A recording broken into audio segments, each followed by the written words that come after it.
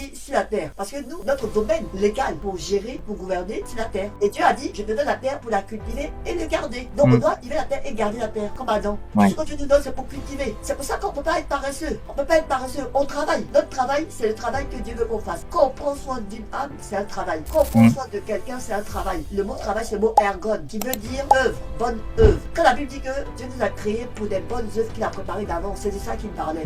Aujourd'hui, on fait un travail qui est un boulet. On fait métro, boulet, dodo. Les gens font métro, boulet, dodo. Et donc, après, à la fin, ils sont de la dépression. Parce que c'est pas ce qu'ils veulent faire. Il ne faut pas quelque chose qui est une passion. Si tu aimes chanter, ça révèle ton appel.